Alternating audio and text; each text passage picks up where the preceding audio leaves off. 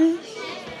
I'm Lee Glandorf. I'm the Director of Marketing Communications here at Tracksmth, and I'm so excited to welcome all of you to the Trackhouse. Who's running this weekend or on Monday? Amazing! Welcome. So, as you may know, the Trackhouse is our community hub. We host a lot of events for marathoners, both in the lead up during 100 days, bus runs, and now during marathon weekend. We like to make it one long party. So after the race, be sure to come back here. You can grab a drink with us, and we'll be offering finishers posters that are free, and you can get your time stamped on them after the race. So be sure to swing by. It's first come, first serve, but we have a lot of posters this year. Just swing on up to the front, and we'll stamp them for you. This is the second, I don't want to say year because it's within 6 months. This is the second time in 6 months we've hosted Allie at the Trackhouse. Always jam-packed rooms, so thank you for all coming. Allie is a really talented podcaster, and she and I are two peas in a pod. So I'm excited to hear the conversation she has for you today. So thank you again for coming. The store will be open a little bit after the show, as will the bar, and I think Allie loves taking selfies. So I will invite you guys to stay a little bit longer when the show's done, but I will hand it over to the woman of the hour. Here we go.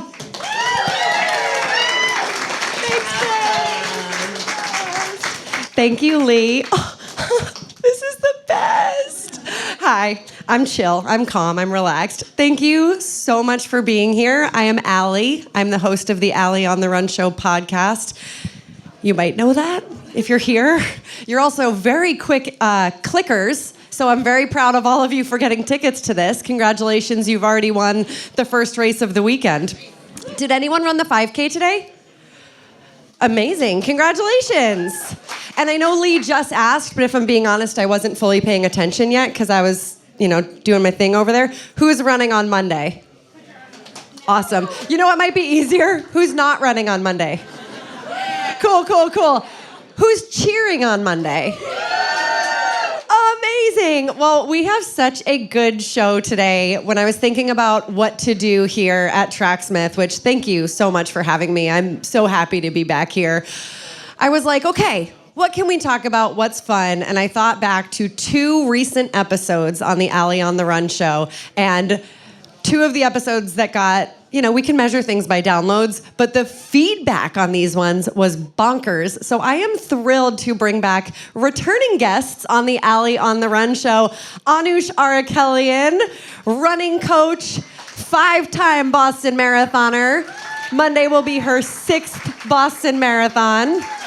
And Emily Saul, sports psychology coach, 3-time Boston marathoner. Have a seat. These are your microphones. I don't know, whatever one you want. Pick a color. Whatever feels good. So if you recall, on their episodes recently, Emily was here talking about all things sports psychology. That's the word. Getting your mind right. I don't know about you, but I took notes during that conversation. Anoush, you are a running coach, but we talked about dating. So, you know what? We are multifaceted here on the Allie on the Run show. Yeah. See, I loved it too. It's really important. Relatable. Exactly. Well, thank you both so much for being here. I am such super fans of both of you. As you know, we start every episode of the Allie on the Run show with our warm-up round. So I have some warm-up questions. Emily, I don't know if you need them. This is your 3rd event live podcast of the day. I'm warmed up. Okay. But I'm up for anything. I'm a little cold. Let's start with you then. Okay. I mean, you're both going to answer all of them, but let's do a little warm-up round. Anoush, road or trail? Road. Right now, road. Track or treadmill? Treadmill. Track. I'm a tread coach. Fair. All right, you're running a race. Do you want a loop course, a point-to-point, or an out and back? I love that these are hard questions for runners. Out and back. I love an out and back too. You get to wave to all your friends. I like the running experience of a point-to-point, but my husband and I literally have a conversation going on very regularly. He thinks that a loop and an out and back are the same thing. Oh. I kind of agree. I know. I know. I'm like, you're not wrong, but they're But I different. love it in a room of I runners. like Like, what an idiot! Brutal, you guys. Starting and ending in the same place is definitely favorable. It's all in out and back. It's all not wrong. Okay, Beyonce or Lady Gaga? Beyonce. Lady Gaga. Wow. I love the shock. Whoa, curveball. But you had two. It's good. We're divided. Yeah. You want both. This is a healthy debate about important topics. Britney or Olivia Rodrigo? That one was just for Anu. She loves Olivia I love Rodrigo. Olivia Rodrigo, but my best friend's here and she loves Britney, and so I'm going to hurt her feelings. But I love Olivia Rodrigo. So My she just favorite. hurt your feelings. I'm sorry, Amanda. Sorry, Amanda. Britney or Olivia Rodrigo? I'm going to support Brittany in her mental health. Yeah, and her mental health. Very sports psychologist answer of you. All right. Would you rather deal with blisters or chafing? Chafing. Where are the blisters? Not in the same place as the chafing. I hope not. We'll say the blisters are on your heels. The chafing is, should we go inner thigh? Yeah. Shoot. I know. Chafing. Yeah, Chafing. They're too Enjoy your painful. shower later. Yep. It's gonna suck. Okay, what is the scariest, spookiest, or weirdest thing you've ever seen on the run? Oh. I have an answer. Go ahead. I've been chased by a dog in Costa Rica, and I thought I was going to die by a German Shepherd alone in Costa Rica. So scariest thing ever. No shade to German Shepherds. I know they can be nice, but I've been attacked by 2 dogs in my whole life. Both were German Shepherds. Do they not like runners? Does anyone know? They Does probably anyone are have one? trying to like catch you. Oh, is that what they're made to do? I don't know. I just know that I ran the fastest I've ever run. And I ran, screamed until I ran out of air, and then and continued screaming. And it was awful. So as you are in, for those of you racing on Monday, when that finish line comes into sight, if you need motivation in those moments, you've got plenty, but also maybe a German Shepherd is chasing you, and use that as your motivation. Terrifying. I had a child throw pop rocks at me in the dark during a Ragnar when I was running the wrong way in the middle of Maryland. It was Honestly, there's a terrifying. lot to unpack there. A lot to unpack. I went the wrong way, which is very typical, very normal. But we were running down. I don't know if any of you have done a Ragnar. You have like get in and out of a van. And so I got out of the van and we're running as fast as you can in a direction. It is 3:00 in the morning. And these kids picked up that it was happening in their neighborhood. And they were standing around with pop rocks and throwing them. So I thought someone was trying to kill me. And I freaked out. Called my friend, had him pick me up. It was terrifying. I'm just so pleased with my interviewing skills opening the show with such lighthearted questions. I was just going to comment on the quality of your questions. Thank you all for being here. Okay, when you are running a race, what is your favorite thing to see on the sidelines, whether it's a favorite cheer to hear or a favorite sign you've seen someone hold? I think you need to start. I have I'm one. sorry. I was Go totally ahead. waiting for you to go. I was imagining this happened in, I ran the Disney World Marathon a million years ago. And it was a sign that said, when your legs get tired, run with your heart. So maybe remember that on Boylston Street instead of a German Shepherd. That's cuter. Good idea. 0-time Boston marathoner, so honestly, don't take any of my advice today. That's why they're here. I like the power up sign. It says like power up if you hit here, and there's usually really cute kids holding them, and you can high five their sign, and it makes their day, and it makes my day. Aw, cute answer. All right, couple more warm-up questions. Share with us your favorite Boston Marathon moment. And that can be as runners or as fans, years you haven't run. Yeah, I mean, my favorite year was 2018 in the rain. It's just like the most memorable year ever. And I told this with Emily already this week, so she already heard it. But my friend was waiting at the bottom of the second hill with a boombox. And he was like, what is your favorite song at this time? He'd asked all of us ahead of time. And when each of us went by, he would play it on the boombox and run up the hill. And in my delirious state, I was like, okay, so are we done with Heartbreak now? And he was like, it's coming. This was the second one. And I was very upset about that. But I sang the song out loud to everybody around me, which was so fun. Yeah, what's the song? It's And so sing it. inappropriate. I'm Really sorry. funny. It's really funny, especially it's- with our front row audience right now. Oh, I'm sorry. Okay, she's fine. Sorry. It's called Boss Ass Bitch, and the song goes something like, I'm a boss ass bitch, bitch, bitch. And I was singing it on repeat to everyone. It gets you amped up, though. Welcome to the Alley on the Run show. We're going to need to bleep that whole The thing out. mute button is at home. Emily, favorite moment? Favorite moment. I think it was in 2016 when I ran, and I ran by mile 18. I've been a part of the November Project, which is a strong running community in Boston, and we have a cheer station right at mile 18. And so at that point, I ran by 100 people who were all screaming my name. And then my two co-leaders, who are some of my closest friends, jumped in with me and ran for like 4 miles. It wasn't even just like 50 yards. They ran like 4 miles with me. And they then went along with me, being like the pre-hype people. So they would be like running ahead and like, come on, like getting people to cheer as I arrived. And that was pretty epic.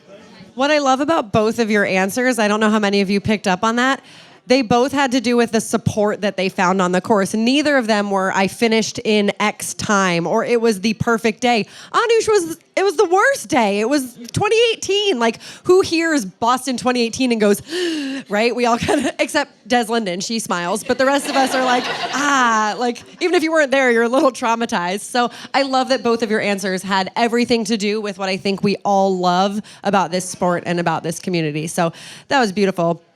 Okay. When I was here in October doing a live show, was anyone here for that one with Nell Rojas? Yay! Welcome back, friends. She talked about power posing. She's really into power posing, and she made us all stand up and do her power pose, which was a wonderful, beautiful moment. I want your finish line pose, not afterward when you have a minute to compose yourself, smile, and take the cute medal photo. But if I were to look up your race photos from any given race, how are we looking? And I'll hold your mic. Are you ready? Yep. That's the hand on the watch. Because I'm obsessed with Strava. Well, I won't demonstrate because I will kick someone in the face. But I did cross the Boston Marathon finish line once doing a cartwheel. I know. How? Was that pre-planned? It was pre-planned. Yes, I was running with a friend who finishes all of her races with a cartwheel, because what's more fun about running than finishing with a cartwheel? I can't do a cartwheel on my best day right now. If I tapered, I still couldn't do a cartwheel. I didn't practice what it was going to feel like doing that, crossing the finish line, but it was the hardest cartwheel I've ever done in my life. But otherwise, I usually am like on the finish line. That's All right, so this is when I, your friendly neighborhood race announcer, am here to tell you, look up at the finish line. We have photographers there. Look up and be triumphant, and then stop your watch. We have people who record your time. I know you love your Strava, but I love a race photo where you're looking up and smiling and not looking at your watch. So you both aced the warm-up. Congratulations. Thank you very I'm much. warm. Okay, Anoush, you are racing on Monday with so many of our friends here. So the big question, how are you feeling? Somebody came back here and said it. I'm feeling good and I don't want to jinx it. So I think she said that right when we were standing there, and I kind of feel the same way. Okay. We've had bad weather for how many of you have done it? This is my 6th year in a row. How many times have we gotten bad weather in those 5 past years? Which means we're due. We're due. Well, we're sort of due, but we've had a variety of weather. That's a better way to which say all it. has been bad. Yes. Like, I ran the 2 really hot years, and I don't have any sympathy for the people who are like, oh, the rain. I'm like, No. It was 80 degrees twice. Come on. The rain was better than that. I would take it, but it was traumatizing. It was really hard, and I think the reality is we cannot jinx ourselves, right? We can't. Sports psychologist. We can't just think our way into it. Also, the weather is going to be whatever the weather is going to be. And so one of the things I will say in all seriousness is that when we think about it has to be a certain way in order for me to have a good day, I think that's a setup to feel like your experience, your fate, your outcome is externally dependent. And all that does is make you feel anxious. And so if what you can do is turn that sense of control, like what's called an internal locus of control. So feel like you have a little bit more say about what's happening to you, that whatever the weather is, you are going to do your very best given those parameters, as is everybody else out there. So it won't be happening just to you. But, go into it like the weather's going to be whatever it's going to be, and I'll do my best. And that really simply is the best you can do. So I joke that Emily is my emotional support animal. She's my wise owl. In the past 2 weeks alone, this woman has received more texts and FaceTimes and phone calls. She FaceTimed me, a week ago? And it was 8 a.m. And I was like, I am an A name. People accidentally call me all the time. I get real excited. I was like, I'll answer it, but it's going to be her car seat. It's not going to be a human. And it was. And she answered. And what did I do? Burst into tears. So we all have emotions that we bring with us to race day, and I'm fine, but she's very wise. If people are out there, and we're going to talk a lot about Monday for those of you who are racing, but all of this applies to any race, goal race or not. Where will you be? You're not running it this year. Where will you be on Monday if anyone needs a pre-race Emily Saul pep talk? What mile are they finding that at?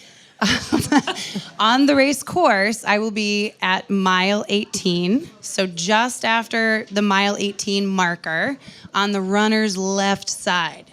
The course is nice and wide right there, just before the water stop, and so you might be tending to stay right, but if you want a little hype, that 100 yards of people that I talked about, that's happening right there. So runner's left, mile 18. And will you have a boombox? Are you taking requests? And will you run 4 miles with each person here?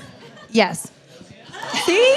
Such a good friend. Everyone just You already know lit what up. my request is, so this is great. I promise you this. If you do find me, I will give you a hug if you need one. I will remind you that you are running a marathon, that you're already doing it. It's not a question of whether you can, because you already are. And I will send you on your way with all of the confidence in the world. Right? Take that with you. Give everyone your phone number. Okay, I do want to talk a bit about race weekend boundary setting, right? We're all here, so we're together, right? And this is a good, happy place to be. And I hope that when everyone leaves here tonight, they're feeling happier, lighter, more confident. Whatever you came here needing or wanting, I hope that we can deliver that for you. But weekends like this are a lot. I'm not racing on Monday, and I had to lock myself in a hotel room today and just introvert for 3 hours. So for you, who is running, race weekend boundary setting, are you someone are you doing all the things? Do you need some time to yourself? Any advice to share having been through this? This is your hometown too. Yeah, I think that makes it tough because it's my hometown. My best friends are all in town and I want to show them Boston and do all the things, but I actually set very hard boundaries with both my friends and my family. It's Easter weekend for us. That's also tough. So I'm setting boundaries with I'm going home, but I'm bringing my own food. And even if that bothers some people, it's it is your race and you are allowed to be selfish for that one day. You train for that day. It is yours. And then in terms of friends, I always do the after party. I will be here on Monday after the race, but leading up to that, I've set boundaries with who can stay in my house, in my guest room, because you have to understand I like somebody that's also running the race that also needs that downtime and that alone time. And this is actually the only social thing I'm doing all weekend. What an honor. But I will say too, so earlier this week or last week, I put out on Instagram stories a Q&A. I love a Q&A box. I said, Boston Marathoners, how are you feeling? And while, yes, the answers were varied and all over the place, and some were silly and some were very serious, there were a good amount from people saying, I'm worried about my people not being able to get around the course to find me. I'm worried about so many concerns about other people. So if you are running and you need the reminder, this weekend is about you. And I know it's fun to make it family things, and that's great. But to what Anoush was saying, this is your race in your day. So the thing I did the first year, my family obviously they have their own routine. They like to go to their same spots now. But that first year, and it's some of my friends' first time watching, and I had a friend asking a lot of questions, and I actually wrote a step-by-step email because it helped me write down everything that they needed to know. But I was like, this is my bib, this is my start time. This is when I will be hopefully crossing, like, check this app, and, like, you can meet me at home, like, after the race. So it depends on what your style is, but I didn't feel the need to, you don't have to handhold everybody in your family. That first year with my parents, we, like, wrote down a plan. So something that's really easy to do is, like, what side of the road are you going to be on? Because it is hard. And if you miss your parents, like, my parents hold balloons now so that I can see them. But they missed me one year because I had a group of men around me, and I go, that's my mom. And so all of them go, Mom! And, like, what do you think? She's going to look at a group of men screaming, Mom? Like, no, everybody's name is Mom. So remember that your parents have first names. So, like, use those if you're trying to flag them down. But those are some easy ways. Like, make sure that if they want to be seen, like, balloons, like, wear a color, send them a picture before you start the race. But, like, the hand holding, like, as much as you're comfortable with.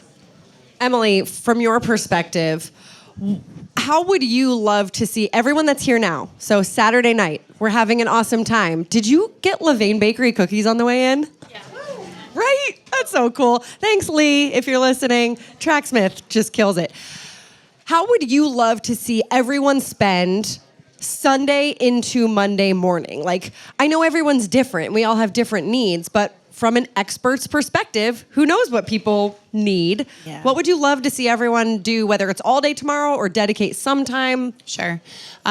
The biggest thing that I like to encourage you to think about is just how your body responds to all kinds of stimulation. So how many of you have had a decrease in general stimulation from the world in the last 2 years? Yeah, remember how we've all been, like, alone at home for the last 2 years? So generally speaking, we're not as, like, conditioned to be around a lot of people with a lot of events going on and all of that. And so I think about it really, this might be a little, like, kind of scientific, but I think about it from a brain perspective and from our nervous system's perspective. So we respond in the world to the sensory information that we have coming in. So what we see, what we hear, what we smell, what we taste, what we touch, what we feel, the kind of sense of spaces, the vibe. And all of that information, your nervous system is trying to process. And so when you are in an environment where there is just a lot more of that sensory information, your nervous system is working much, much harder to process that information. And therefore, if you are overstimulated or highly stimulated to a degree that you're not normally, and then you want to go start a marathon, guess what your nervous system is going to be doing? Being either overwhelmed already, freaking out, or just exhausted. And so you won't have the same level of groundedness, that ability to then process everything that's happening in that race. So from that perspective, I would really, very similar to what you described doing today, you said, there's a lot going on. I need to go be alone in a quiet space and not really do much for like 3 hours. You called it being introverted. That's just also decreasing the amount of stimulation that's going on, all of that sensory input. So if today, and in being here, how many of you are traveling from out of town to be here? Okay, at least half of you. So the temptation for this weekend is like, I'm in Boston, I have to take in everything, I want to experience it all and see the people and maybe get to Fenway. Like, that's cool. And if that is a part of your big intention about this experience of Boston, including the race, then by all means go for it. But if you came really intending to challenge yourself in this race and you want to like hit that time and all of those things, then I would just strongly encourage you to think about what's the regular volume of sensory input that you have and try to match that tomorrow, tonight, and really reduce the amount so that by the time you get to Monday, and especially by the time you get to the starting line, you can actually feel a little bit more like you, a little bit grounded. And I'll just add one thing, which I mentioned the other night too, but I encourage everyone to think about on Monday morning, from the time that you get up until you cross the starting line, you have a lot of control, a lot of influence over how much sensory information you're navigating. So I encourage a lot of the clients that I work with, to bring like earplugs, not just earbuds and like listen to music, but earplugs, so that you are receiving less of that information. Even though it's tempting to be like, ooh, people watching everywhere and on the bus and all that stuff, maybe don't. Like, just like let yourself, you can do a couple of things. One is you can spend some time with eyes closed. Another thing is you can just pay attention to the physical space right around you. And a third really helpful thing is you can visualize. You can visualize training runs that you've been on that have just been really satisfying and fun. You can visualize people who you intend to see who inspire you. You can visualize yourself being out there on the course and just kind of taking in the experience. And those are the kinds of things that are actually going to build your attention in a direction that's going to be helpful for you on the race course. See? Very wise. Okay, let's talk about who here that's running Boston is doing it for the first time. All right. Yeah. Amazing. And congratulations. I mean, you're here. You're doing it. It's so exciting. And if people haven't told you yet, I'm really proud of you. And you're doing great. Let's talk about that start village, because Boston's back. And we've got that normal start this year. No more like show up and just run like in October, which some of you might have participated in. A lot of questions being like, I'm really anxious about the athletes' village at the start. What do I do while I'm waiting? And I was gonna be like, you people watch. You listen to music and people watch. And now I'm like, you put in headphones and face a wall and probably have a better race, because Emily Saul knows. But you've done this a bunch of times. Can you sort of paint a picture of what it's like when you're waiting at the start? Yeah, so actually, I'm actually going to steal something, or I'm going to let Emily maybe take it away at a certain point, because she had a really good tip the other night. But the starting village, if you've done the New York City Marathon, it's similar. So basically, you're going to get off the bus, and it's just a field. One thing that I learned is you can't just go to the bathroom anywhere, so that's not cool. You will get yelled at. There are porta potties. How did you learn that lesson? I don't want to talk about it. There are long lines, so if you are going to the bathroom, I would encourage getting right in the line. That's one tip. And then if you need to go again before your race, getting back in the line, giving yourself ample time. Don't stress too much about getting to the start line. If you miss 5 seconds, like it's chip time, like you're gonna be fine, hop right in. So just don't let that be a stressor. I've seen people running to the start line. It's uphill to run to the start line. I don't recommend that. It's obviously you're coming out downhill, but like you gotta run up to get there. That's the first thing. It is kind of a long walk from Athletes Village to the start line. The second thing is, if you've looked at your bus time and then your start time, they're about 3 hours between. And if you are like me, you don't wait 3 hours between eating breakfast and then starting your run. So a couple of things I do is I eat a second breakfast. Either on the bus is probably a good idea, or right when you get there. And then the other thing I do is I have a gel or some sort of sugary thing before I start. Just because we haven't trained with that huge gap in the morning. Like you get up, you have your breakfast, and you get out the door.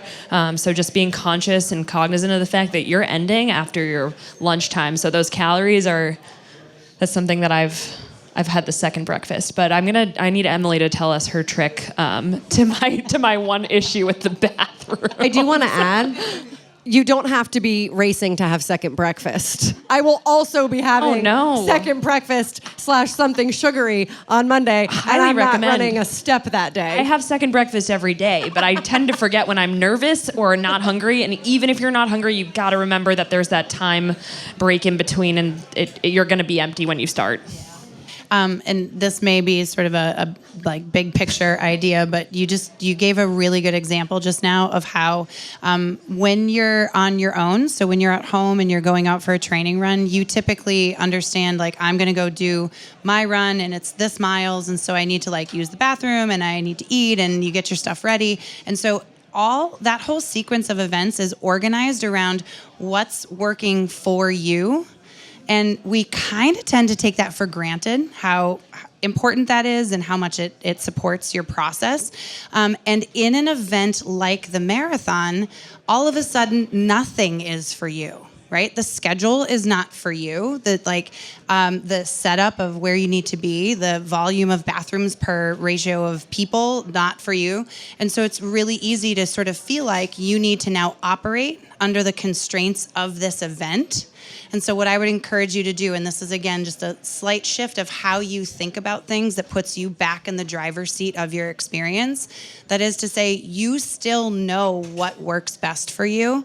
And just because there are these bigger time structures and parameters of the event, you don't have to lose sight of what works for you. So, as Anoush said perfectly, figuring out when you need to eat and building that in. So that means, yes, bringing food with you on the bus. That's okay. Do you bring a little extra just in case? Yes. And if you need to leave it, fine. It will get, donated or picked up or whatever. Extra clothes. Like, there are all kinds of things about this. You don't have to fit into what this race is telling you. You need to stay true to what works for you. So that's important. But the trick Anoush was mentioning, which is really fun, is this is very helpful in rainy years, especially when it is kind of cold. My favorite trick is I use a construction quality trash bag. So it's different than like your hefty, tall kitchen bag. Way more significant. So it's much bigger and the plastic is thicker. And so you take one of those. It's probably that tall from top to bottom, and you turn it upside down, like the sealed end, and you cut like a little curve, like a little tiny half moon for your head. And then you put two little slits in the sides for your arms, and you put that thing on like a poncho. And that is not only a rain cover, it also keeps you very warm. One of my friends ran in that for 15 miles of the 2015 Boston Marathon. But it's also a very handy portable porta potty because it goes down to your ankles and you could literally be standing anywhere. If anyone from the BAA is here, I'm so sorry. I'm sorry too. You didn't hear this. But I have definitely... Look, I love a bathroom tip, so you're in good company. I've definitely changed my clothes inside of that. I have definitely been at a BAA race. I will not say what year or which one, but a BAA race, and looked at the line of porta potties wearing one of these and went, yep, I'm going right here. And it was wonderful. So I appreciate that wisdom and fashion. yeah, that's right. You're gonna look amazing. Always look good. What colors do these construction trash bags come in? They come in a very fashionable charcoal black. That's it? Yeah. All right. So buy it early and get your bedazzler out because we want you to look good in the Start Village. My priorities are right. This is why I've run Boston so many times. Okay. It's great when training has been amazing, right? Like, no one shows up at the start line having every single run gone perfectly. We all have like the occasional bad run. What if training just really, and Avery, I'm sorry, what if training just sucked? Like, if people are here, and I don't mean like if you're injured, because I don't want anyone to be running in pain, but like if you're coming off a really rough training cycle for this race. So you're saying, what if you're arriving in Boston and heading to the starting line feeling like my training was not optimal? Yeah. That it How could can you have put been better. that out of your mind and still make the best on race day? I mean, for one, where I'm just going to be a little more like technical, like this winter, if you lived in New England, everybody's training sucked, for lack of a better word. Like every Saturday and Sunday, you looked at the forecast and it was like 40 degrees, rainy and 30 on like the day you're supposed to run your long run, or like rainy and -10, so that's ice. It's like every single weekend. I don't know. I mean, most of us trained up here and it was brutal. So how can you feel like you had the best 20 miler of your life when you were battling those crazy conditions? But you were running in those crazy conditions on tired legs every single week. And so when I look at my training, no, not every run was ideal. And I've bailed on a couple workouts here and there because I just didn't feel good. And I'm actually more proud of that than I am of some of my best training cycles, because I finally listened to my body and realized like that wasn't the day to do the workout and that wasn't the day to push it. But the way I look at it is you did all of that hard long running, and even if it wasn't super fast or your best run or your best workout, on tired legs, and now you've taken 2, 3, 4 weeks down now and tapered, and you have a beautiful day coming that you cannot control, but I feel like it might be pretty, and you've rested, and you've done a lot more than you expect. So again, like the way that we think about it as a coach is like miles in the bank. And so things like, this is not your first marathon, probably. Some of you it might be, but over time, those all add up. And you can't forget about that. It doesn't matter. Like those long runs where like you felt like trash, or that one workout you skipped, that does not impact race day. And I've had my best marathons on some of what I thought was the worst training cycles, if that, for what it's worth. I love that. I appreciate you sharing that. Evidence that that's possible. And I think the way that I look at it is this goes for everyone, even folks who might say, I had a really good training cycle. Somehow we make this leap between I had either an average or good training cycle, and then I'm going to have a great race. Y'all think about that? Think about how illogical that is. Like, I'm going to put in this, and it's going to be good, and then great race. Like, why would you expect something better than how you trained? So what I encourage everyone to think about is try to allow your race day to just match your training, and having that as a realistic expectation that no one really should expect to do like way better on your race day than your training actually showed. And so even if you had a like subpar or less than ideal training cycle, you're still showing up to a starting line, and you don't have to expect yourself to do something magical.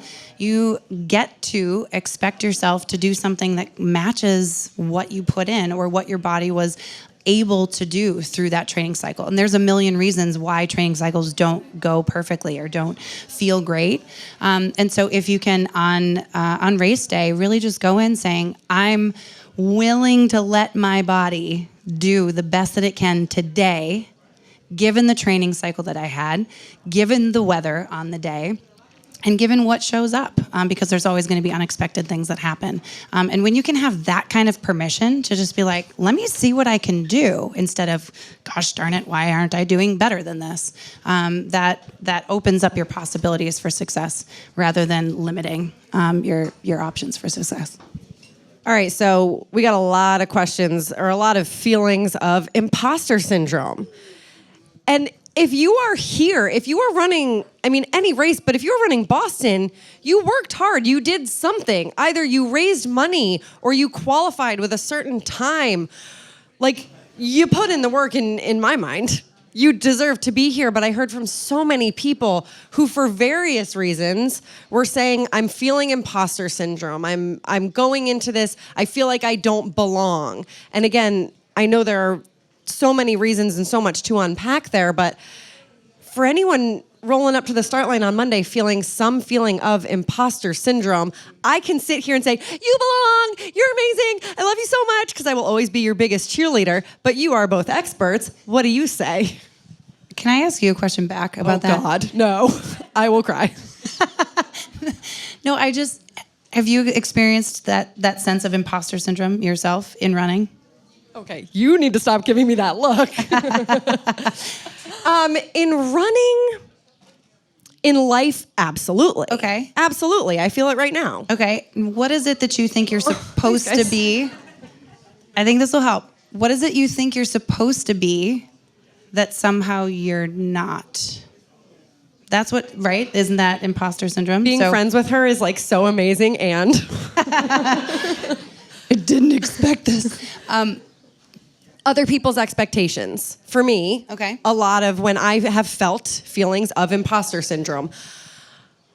On Monday, I am going to be on television for a very split second, but I'm going to be on TV interviewing the winners of the Boston Marathon on a worldwide feed. And all I've done for the past week is tell myself how unqualified I am to be doing that. I'm not asking you to feel bad for me. I'm just being honest. They disagree. They're not feeling bad. They disagree. Oh, okay. Thank you so much. You're doing great. No one feels bad. Also, thank you. I did really well with tough love. I'm sweating so much right now. But for me, so much of any time I've felt imposter syndrome is thinking about other people more than myself. It's other people's expectations. It's what will other people think. What are other people seeing when they see what I'm doing? That's what it comes back to for me. Sure. Is that the right answer? Whatever your answer is the correct answer. And I'll clarify, at least I hope to clarify, it's what you think other people's expectations are. So how many of you in this room have asked anyone in your life what they expect of you on Monday? Anyone? You have? Yep. Let's unpack that. Do it. We can. Okay. Do the game with her. So who did you ask? A couple of friends. Okay, and what did they say?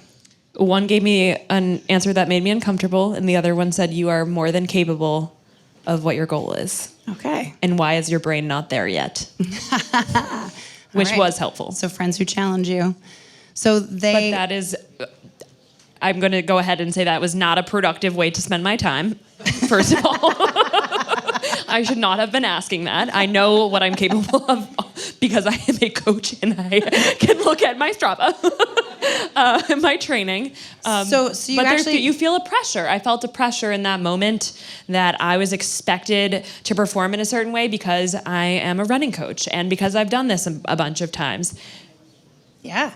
And that can absolutely feel heavy. But you also went to your own Strava and you looked at the data that is evidence that you can do this. Exactly. And then you have the choice to just focus on that and say, so the evidence is clear.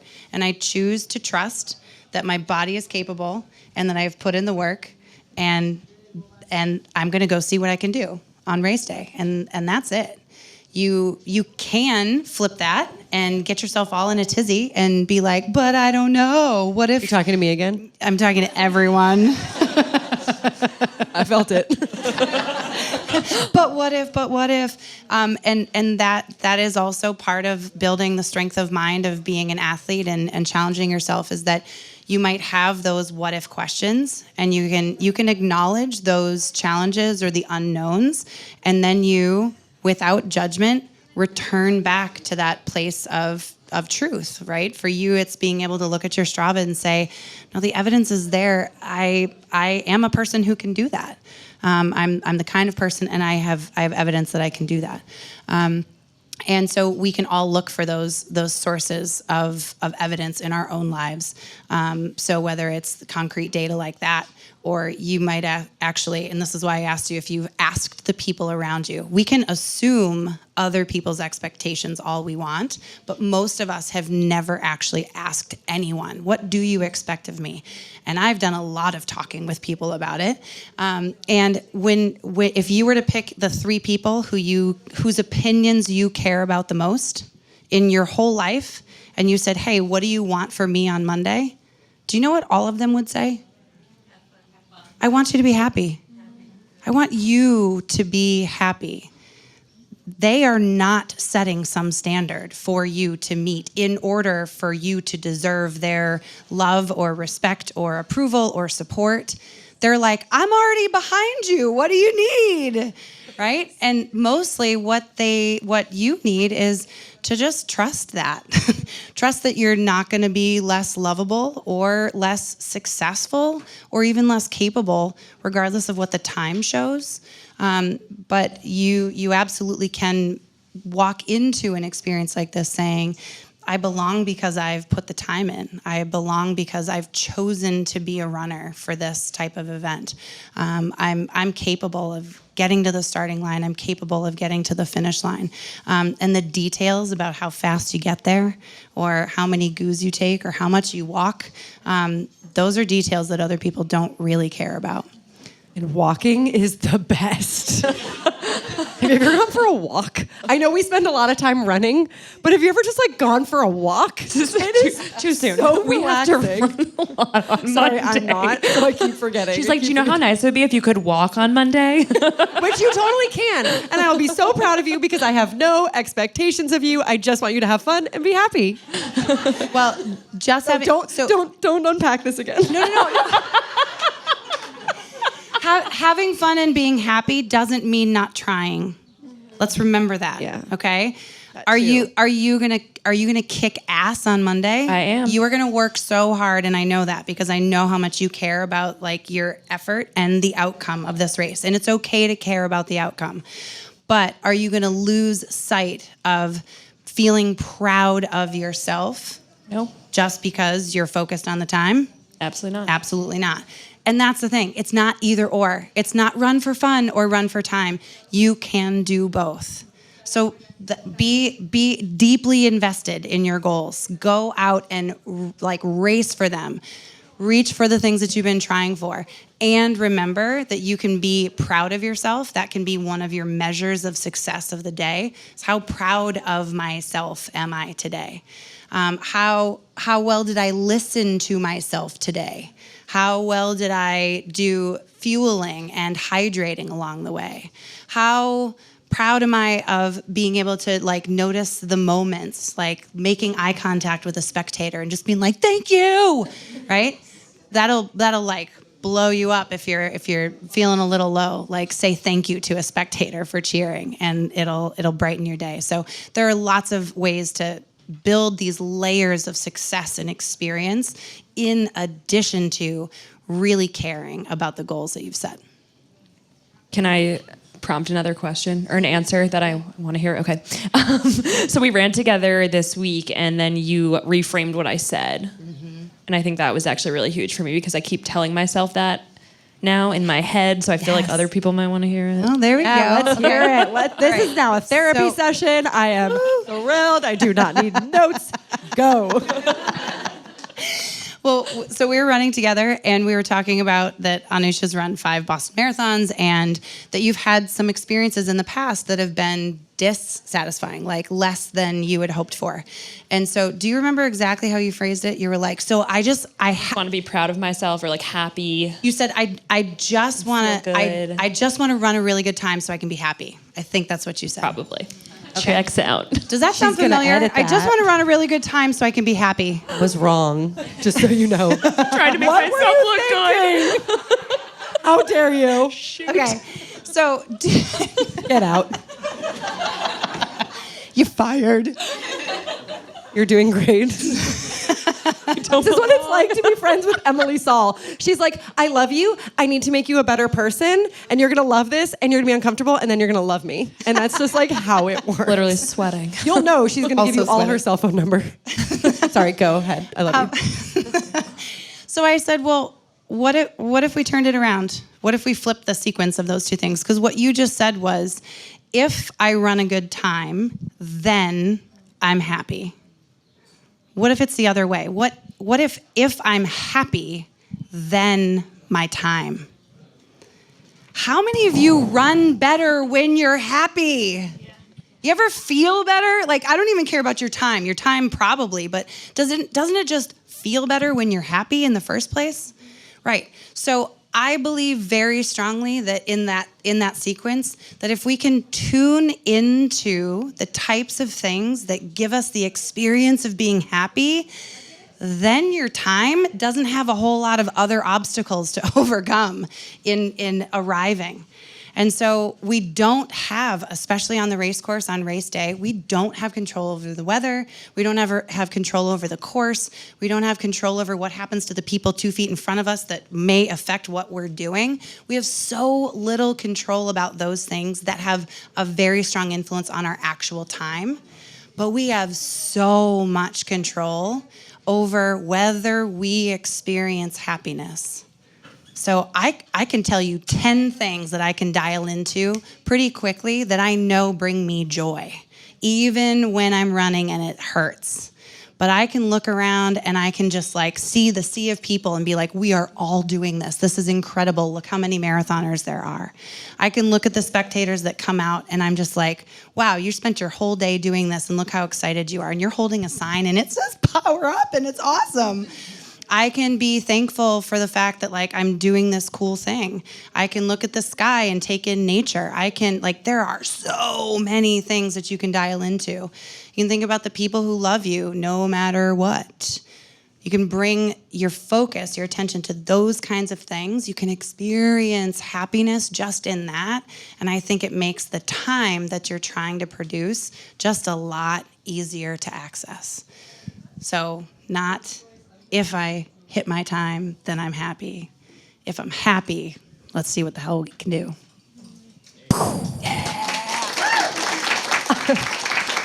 I also love that you were like, I can look around and think about things that make me happy. And, your brain starts, like my brain started going like, oh, what would I see? And I came up with an immediate list. And mine was like, Love is Blind, chocolate-covered cherries. And you're like, nature, spectators. So judgment-free joy, people. Absolutely. Is that an okay answer? That's absolutely okay. Pick whatever your things are. So if you want to think about cookies, or you want to think about Skittles, or you want to think about like taking your shoes off at the end of the race, or whatever. Those are all good things. All right, so Anoush, when you're running on Monday, right now, what are 5 things that make you happy? IPAs that I haven't had in a few weeks, so that's exciting. Great one. At the finish line. My whole family that comes every single marathon, even 11 later, they're still coming, which is amazing.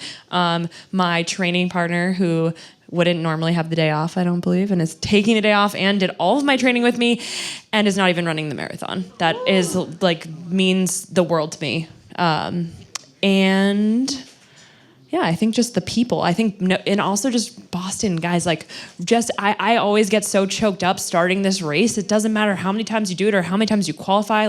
The imposter, I call it imposter syndrome, but it is the most special marathon in the world. And so few people even do marathons. And you're doing this marathon. This is so special and so cool. And as you run through each part of the city, there's signs. If you haven't done the race before, there's signs when you enter the next town. And for me, it's always exciting because you experience that town. Those people come out of their homes, their kids are out for the day. Everybody's excited to see you and be there. And then the closer, for me, it's the closer you get, the anticipation of the party of Boston gets closer and closer. You're I'm at the Wellesley Girls. I'm excited. Now I'm at the Wellesley Center. I'm at the firehouse. You're seeing the firemen. It's just getting closer and okay, louder. All right, calm down, Sorry, down. I got excited.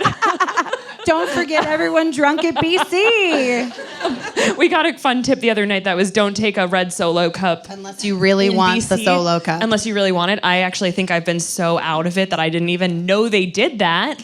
What's in the Solo cups? Well, beer is typically served in Solo cups. I didn't either. So I don't drink beer, so I used to put Franzia in mine. Right. Just generally if you're looking for water, take it from the water stations. Pro tip. After BC, all bets are off on what you're being handed on the side of the road. Don't touch it. That's right. Yeah. All right, well, you said the Boston party, right? We know this whole weekend is a party, but for any race, if you have a great race, you might want to celebrate. If you had a bad race, you might be feeling some things. And I don't want to get too ahead of ourselves because we haven't gotten yet to race day for this weekend, but this is being recorded. It'll come out after the fact. I want to talk about the post-race emotions, and they run the gamut. I know we could sit here for a million hours, which are we cool with that? I have nowhere else to be tonight. I'm good. You told everyone to have boundaries. Oh. Yep, you told them. They should have boundaries. I introverted today. I'm ready to go. I only need about 3 hours of introverting every 3 months. So I'm ready. But post-race celebrating. I feel like we talk about it simply of yeah, I'm gonna have a beer. Yeah, I'm gonna go out to dinner with my friends. But more than that. Any advice for how you can really celebrate what you've just done? And I don't just mean the race. I mean the training. I mean the commitment. I mean the choices you made to do all these things. I ask this because I move right on to the next thing. And I'm I'm either bummed and this sucks and I'm gonna be a little brat, or I just need to get my next thing on the calendar. I don't celebrate my accomplishments, and this is not about me, so don't do the thing. But for them, boundaries. But for them, what advice do you each have for how people can really celebrate regardless of how race day goes? I can give the non-technical, non-doctor response. The first thing I will say what not to do, because I've done that, is when the first year I ran it, I was so upset with my time. I was pissed. It was like my second or third marathon ever. And so I think I just had this expectation that every single marathon I was going to PR and it was going to be a party and everyone was going to be proud of me. Again, everybody was proud. I just could not get past the fact that I did not PR.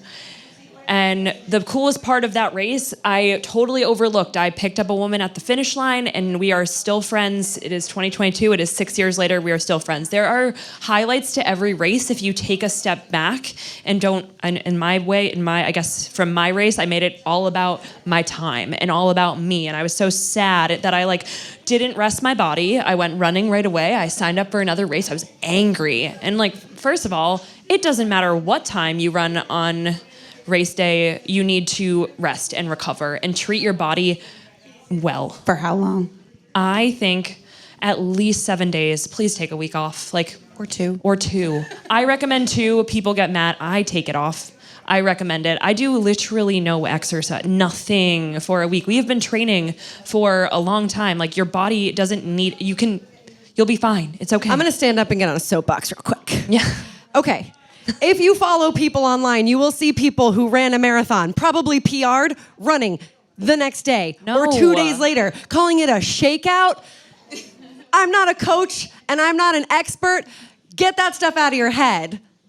Rest and relax and don't worry about what everyone else is doing, and don't think well, we all ran Boston and now it's Wednesday and these people are all running. It's I have such a pet peeve, and I apologize for standing and getting so angry. No, but the people I get caught up in that. You're doing great. You're doing great. Thank you. I get caught up in that of I can barely walk. I'm so sore, but everyone else seems fine on Strava. So I guess I'll shuffle and just dig myself into a deeper hole. So just in your post-race celebrations, what I would say is focus on your celebration. I will sit back This down. is your 2 week, that? 1, Yes! 2, 3 weeks, more, maybe longer. Take it to sleep in. Put things on your calendar that are social. You lose a lot of time when you're training, and I made a lot of excuses not to hang out with people because I had to wake up in the morning. Don't do that for 2 weeks. Do things that will make you happy. Put them on the calendar. Sleep in. Don't set an alarm. Let your body chill. And if you need to delete Strava or stop looking at Instagram, delete it. Get rid of it. Those people that are going out for those runs the next day or 3 days later are going to end up in a boot or in a hole or not PR in their next race. And you need, what I try to do, what you need to do, what I try to do as a coach and as an athlete is take a step back and think, what are my big goals coming up? And I know that I want to have a really fast fall. And so in order to do that, I need at least a month of no training and maybe 2 full weeks of no exercise, because I have been exercising every day for a long time now. So I would encourage you, if you know what your triggers are, so if it's looking at Strava, delete the app. Your Garmin can still upload there, and if you want to have your mileage, but you don't need to look at other people's stuff if it's going to trigger you. You can delete Instagram off your phone. Don't look at their runs. Whatever you feel is going to be healthy for you. And just celebrate. You did a freaking marathon. That is so exciting. It's the Boston Marathon. Celebrate. Celebrate. Good times. Come on. Was anyone? Just me. Cool. Emily? So I'll go with a little bit of a bigger picture. Yeah, we know. Yeah. Oh, thanks. Judgment? Pure awe and Love it. respect I love you. amazing. No, so I would say one of the best ways to celebrate on the day of is, because our tendency is, and this is just how we're all kind of wired as human beings. Our tendency is to look at, initially we'll notice the things that didn't go well. We'll be like, oh, if only I'd done this, or oh, that 1 mile was really tough, and if I didn't have that happen, or whatever. So I go ahead. I'm not going to stop you from being able. You're not even going to be able to stop you from noticing those things. But I would invite you to notice those things just as facts of the event, not as some kind of indicator about who you are as a human being or what your trajectory or future is as an athlete or in your next race. So just note those things, if they're valuable, especially because you can learn something from them, I didn't fuel for the last 16 miles of the race. Great thing to notice. And if you feel awful at the finish line, that's probably why. So you can notice those things, but also in terms of celebrating, give yourself permission to recognize the things that you are proud of. Acknowledge the things that you also did. Recognize that there were moments, even if they weren't a lot or very frequent, that actually felt great, or it was fun, or it was a cool experience. So let yourself have those as well. And that gets enhanced if, even now, it's not too late to put some intention into what matters to you about this race. What other measures of success do you want to have in addition to your finish time? So think about, like, do I want to smile during this race at any point? And like, make that a scoreboard.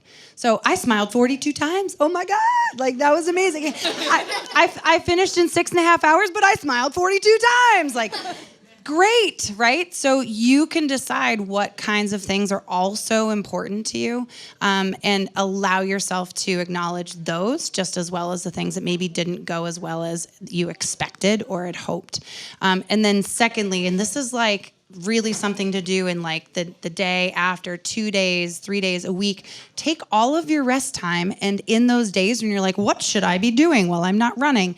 Reflect on your race and like revisit it and remember it and savor it the same way that you would eat a really delicious meal, like slowly, because you just want to like totally experience it forever. Let yourself savor that experience of the race, the highs, the lows, all of it, because it was a worthy experience that you put months into training for. Don't let it just be something that is over and done with. And from that, so all the clients that I work with when they run marathons, I am most excited for the session that we have after races. I call it harvesting the lessons. So like we go in like, great, let's see what we can harvest from this, because there are so many lessons to learn, so many like wisdoms to gain and insights that you can get from that. And it's not all going to happen on race day or post. Like, settle, have a beer, eat your food, enjoy that, and then in the days afterwards, really like let that be amplified. Oh my gosh, I could just soak up all of the wisdom from the two of you forever, but I know that we've already been chatting for about an hour, allegedly. So I do want to do a little sprint to the finish round, because we can't end the Alley on the Run show without sprinting to the finish. So this is, you're on Boylston. This is your sprint, okay? Picture it. Visualize it. It's longer than you think. It might not be a Okay, that is not the sprint. pre-race pep I'm talk. sorry. I just need you to know that. I need you to know. No, that's really It's important. long. Don't start sprinting. No, again, how many? Everybody's like, yes. Yeah. How many of you are running Boston for the first time? Again, see how many of you? So when you turn onto Boylston, despite Allie's reference of Boylston and sprinting, it's 0.4 of a mile It's long. another marathon. 0-time Boston marathoner. Also bad at math. Do not turn the corner and start sprinting. Okay, you'll get a block in and then be like, Start the wave. Enjoy the 3 miles down Boylston. That's right. Okay. I say sprint. There we go. Okay. What is your favorite pre-race dinner? I eat pasta with chicken, broccoli, and Parmesan every single time. Pad Thai with extra rice. Rice? Yeah. With pad thai? Like on the side. On the side and sometimes in okay, it. cool. Yeah. Fun. Extra carbs. Okay, describe your ideal post-race party. And I say party, but it doesn't have to be a party. It could just be home alone in bed. But what's your ideal post-race situation? I bring an IPA into the shower, and I stay there as long as possible. Amazing. I love the applause. I appreciate that, because I feel like my mom's gonna listen to this later and be like, "Are you kidding me?" Every year we sit Anoush, there are you waiting. okay? Anoush, we're waiting. I'm going to describe my real life experience the 2 years that I ran Boston most recently. It is walking from the finish to a burrito place nearby, sitting outside with a bunch of friends, watching them eat burritos because I can't yet eat. And the first year, I puked on the curb before I was like, now I can have a Coke. And that was it. But that's like the best post-race party. I love that your ideal post-race scenario involved you puking on a curb. Having nothing to do with drinking, just, right? What? No drinking. Yeah, just No, Puking. No, it was really hot that year. Okay, right? I've heard. Yeah, Allegedly. and my body was like not ready for anything. So I had to like get rid before I could move on. Do you have a race mantra? I'm gonna wear a bracelet. Oh, I'm wearing it. It's so convenient because I forgot what I was. It said it says full send. Yes. My friend made it for me. It's cute. It is really cute. There you go. For me, it's going to depend on every race. So it usually is something that's meaningful to me in the context of that particular race. I feel like I could have guessed that answer. Sorry. All right, we got to ask it first. AOL or AIM screen name? Did you have one? You're so young. Oh my God, I'm so sorry for the questions. I am nerdy, and Oh. I didn't have one. I was a loser. Why does we don't why does say being that nerdy word. mean that you didn't Because have one? I was loser. busy reading books while everyone else was on AIM. Got it. I'm sorry, I wasn't a loser, but I was nerdy. Thank you for that reframing. Sorry. I feel like I'm actually too old for that. I think I'm older than you, so I feel like I don't think you are, but anyway, we can talk about our birthdays later. I'm 685. I can give you my first email address. Yeah, I love. 1985, 1979. Really? It's that much older than you. Okay, So I mean much it's not older. that much, So, but I love that. I didn't have That's one. why you're more wise. Lord. I didn't have one either because I was already in college and I had a college email address. So far I've asked you two want our good email questions and addresses? two bad ones. There for we go. anyone keeping score. Great. Yeah, what was your first email address? Drama Queen 92. Stop. Yes. Is it still Yes, I have it. at AOL? Comcast.net. I mean, That's my parents are still Comcast.net, so and my dad will listen to this. So that's better than having my cell phone number. You just got your email address. Everyone's Yeah. gonna email you. Please don't. Anoush, I have a question. I think it'll forward. Are we best friends? Dear drama queen. Dear Drama Queen. I was a theater major. It did turn out somewhere along the line, you know? Okay.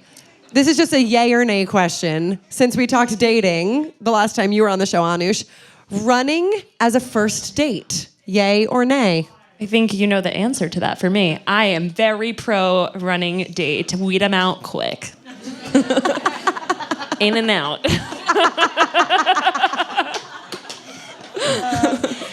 I'm nay. I did that once, and it was tough in all directions. He was not actually really a runner, but was like, yeah, that's fine, and it was like 6 miles long, and it was. Oh, that's That's too long. Well, I didn't know. it's like a 5K. I would say like a It's 5K. like is a 30 ideal. minute speed dating experiment for me. You know, you do 30 minutes, you get to know, and you're like, are you worth sitting down for drinks that I need to know? Because I was gonna get my run in anyway. Exactly. So don't it's waste productive. my time. Thank you. Exactly. I have a survey for that. I developed a game for dating in that regard. Tell us the game because everyone just went. Okay, well, so Why did we talk about running for an hour when I got all excited. Dating I was like, is let's the- talk about dating. No. Well, so the context is that most times, if you're sociable, like I think we both are, you can have a conversation with anyone forever, and you're basically just wasting all of your time talking with someone who you don't want to be talking to. And I don't need more friends. I need to know, are you worth my time or not? So you lead with that. I really needed to distinguish. I was also experiencing, using the dating apps, I was also experiencing that you have the same inane conversation about the same questions that don't actually differentiate whether someone is worth talking to or not. So I developed a 4-question survey. And it goes like this. Write this down, people. Let's pretend. No, drama queen. All Will you right. send it out to everyone in a mass I'll email? send it out. Thank you.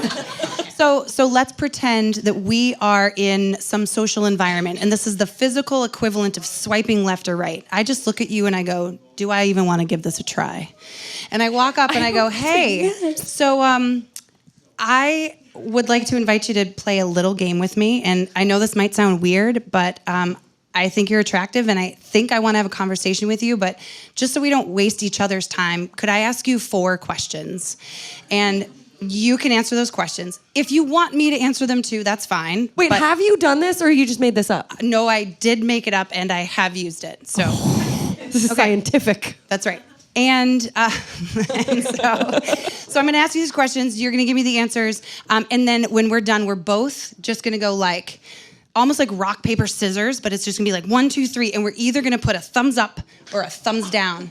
Okay? This is so risky. So thumbs up means I want to keep talking to you. Thumbs up means I'm good, right? No offense, just like this is what we're trying to figure out. Should we keep talking to each other? And so if both of us put thumbs up, we're going to keep talking. And if either one of us goes thumbs down, we're just going to like friendly part ways, just like thank you and we're off. Life-changing. But are the questions always the same? Well, you have to pick your questions because Tell us one of your questions. I'll tell you all 4 of them really quickly. So this isn't like deal breaker questions, but it's the things that are important to you that help you decipher, are you someone who I want to spend time talking to? Okay, so my personal questions are, first, what do you smoke and how much? Right? Do you want me to answer that? Yeah, no. Okay. So for me, right, it's a part of someone's life. And again, no judgment, but like it sort of determines whether there's that compatibility. My second question is, how often do you work out? Because I once went on some dates with a guy who called himself a runner, and he ran 2 miles every 2 weeks. And I was like, you're not a runner. Not like I am. So anyway, that's just a lifestyle question as well. The third question is, what's your relationship like with your family? Again, not a right or wrong answer, but I gotta know, do you have the emotional intelligence to be able to answer that question? Mm-hmm. Okay, and then the fourth question is, what kind of ice cream do you order when you go into an ice cream shop? Moose Tracks. I dated a guy for a long time and his answer was vanilla, and that would have probably saved a lot of time. Right? And I dated a guy once who was like, I don't do dessert because body fat. And I was like, I eat dessert. So that would weed out a lot of things. And basically, like, it's not like a yes, no. It's just like I get a lot of information that way that makes me certain. And I absolutely did, in a slightly different format, use those questions. And I met my husband, and now we're married. And what kind of ice cream does he order? He orders Moose Tracks. That's the best flavor. I'm gonna go home but and that's ask. okay. Whoa. Reframe that. Okay. All right. It's not for me. There we go. That's right. But it's not a bad answer. It's But not- he eats ice cream. Yeah, that's true. So- I'm sorry. Okay. Wow. Okay, yeah. So you're right. Boylston is not a sprint. We're still on it.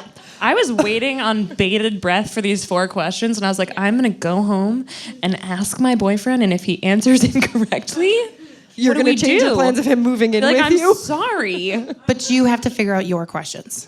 Those were I'm gonna go my home and ask the questions. ice cream. You should write an ebook about that. That we could all I tell download. everyone Well, I'm who's good. interested, but obviously. Okay, I love that. Couple more. It's like 9:30 p.m. I have no concept. But you're all gonna have 30 minutes fantastic ago, Connor was like, relationships, you have so 10 it's minutes fine. to go. I'm so sorry. Okay, you can pick anyone to pace you in your next race. Who is it? Molly Seidel, Hundo P. Hundo P. That means 100%. Not because I could keep up with her. No, she's pacing you. I know, but I feel like she'd be like, Noosh, you can go faster than that. And she would push Probably. me too hard. But And then you'd PR and you'd be But so then I'd be happy. like, talk to me, make me laugh. You know? Great answer. Emily, Allie Feller. can I be on a bike? Sure. Okay. You just need someone to entertain you and like keep you going. I think it'd be really fun because number one, people would be like, Allie! And I'd be like, yeah! Jonathan, am I fun to run with? Yeah. So that's Jonathan. He paced me to my half marathon PR in October. And around mile 11.6/11.9, I don't think he would say I'm fun to run with. So I think snippy, he says. I think we could make magic together. I think we'd have a think we phenomenal are. experience. Keep her on Yeah. the bike, give her some M&Ms, and That's magic. fine. No, either roll. you or my husband because he doesn't run, and I'm in. would love it. I'm in. I have no boundaries. Let's go. Okay, 2 more questions. If you could take a class in anything, what would it be? I think does a class with Emily Saul, so I'm learning more about my brain and how to reframe the way that I think. Does that count? Yes, I would love that. I would love that. I feel You don't real need nerdy anything. trying to think about it. Probably just to learn more. I don't know, foreign language. Which one? any of them. All of them. Okay, great. All right. The last thing I need, let's stand up. I feel like it feels good to stand because the last thing I need is normally on the Alley on the Run show. Do you know the last thing I ask for? A reason to run. Yeah. Nice job. But what I would love from each of you, you're so good. Are we doing cartwheels? We're not doing cartwheels. Zero P. No, I want each of you to give everyone here, everyone listening, a reason to have a great race, whether it's Boston or not. Pre-race pep talk is what I'm looking for. Great. If that involves a cartwheel, I will move out of the I way. can't. Go, coach. I can't finish, so I'm going to start it. All right. Because so few people do a marathon in this training cycle, doesn't matter how you feel it went or how it actually went, you are doing the race. So just be proud of yourself, celebrate every mile. Like Emily said, thinking of things you're happy, and just, I'm trying to do this, so I want everyone else to also do this. Just already be proud of where you are before you even start the race and run with that feeling. Bring us home. Okay. This is a reason to have a good race. It's whatever Reason you want to race. say. Just like a pep talk situation. Jeez, pep talk. Just do what I can't. You do it all the time. It's Do your on thing. T-shirts, for crying out It loud. is. It I've is seen on a couple in the T-shirts. crowd. You're That's doing right. great. I think the reason to do it is because you deserve as a human being to move your body joyfully. And I think so many of us choose running because we want to have that opportunity to feel, whether it's like the lightness or the freedom of movement or the effectiveness of getting from here to there. And so we have one life, we've got one body. And so if you have an opportunity to just go move it freely and joyfully, go do it. Okay, I know, they're amazing. Let's clap for them. We're not done. Clap for them. Anoush and Emily, I just adore you too. I feel so lucky to get to call you both friends and to get to learn from you and just be in the presence of each of you. I want to give a really huge thank you to Tracksmth for doing this. Working with Tracksmth is the absolute best. We have been doing things together for several years now, and it's like, I'll send them an email like, can we try this thing? And the answer is always yes. Lee Glandorf, are you back there? Do you hear me? Amazing. So Exhibit A is Lee. Actually, she reached out to me saying, Levain Bakery just opened across the street. And the email exchange then went, we should get some for the live show. And then Lee said, it's done. So Lee Glandorf is just incredible to work with. The entire Tracksmth team is amazing. Earlier this week, I was like, can we do something to give back? Thinking like, at the live show, can we give away maybe a pair of socks? We don't have to go crazy, but maybe a pair of socks. And Lee came back with, how about $250 gift cards? So I believe we have a raffle. Do we have? It's right here. Oh, how did you know that? Oh, you knew. There's going to be a raffle, and can you bring this box out? Okay, so we are giving away two $150 Tracksmth gift cards. Emily and Anoush will each pick a name. Can someone do a drum roll? Everyone do a drum roll. Wow, the power that this microphone has. Anoush? George Woodward. Ooh. Is he here? You have to be Are present you to win. here? Oh, God. I'll pick another one. That's okay. Poor We'll give George 30 seconds to claim it. George Woodward, are you here? Oh, no. Annie Bacher. Great name. It's just a piece of paper with your name on it. But yeah, you can. Do you want it? Here you go. It's a souvenir. Yay! Lee, what do they need to know? Find Lee at the end. All right, Emily, give us another name. All right, I'm looking. Ooh, that's blank. There's one with a smiley face. Sorry, I won't get involved. Okay. But I like the one with the smiley face. All right, Trisha Cecil. She's my friend, but she had to leave to go to dinner. Does it count? Does it? Yeah, you can accept it on her behalf. Woo! Well, I'll allow it. It's friendship. You two, but she has to split it with you. Yes. I don't know. Or you get to buy yourself something. And just you buy never yourself tell her something. this happened. Just take it. The gift card was for $200. No rules. Truly, to every single one of you, if you are racing on Monday, good luck. If you have another event coming up, good luck. If you're not even a runner and you're just here for the good vibes, take them. I will never get over the fact that I get to do this for a living and that all of you are here, and it's so wonderful and special, and it just means so much to me, and I know I'm gonna cry, but it's fine. I love you all so much. Thank you for showing up for yourselves this weekend. Thank you for showing up for me, and thank you, Tracksmith, and thank you, Emily and Anoush. I love you all so much. I have to stop talking. Thank you, Allie. Thank you for joining me. Thank you. On the road.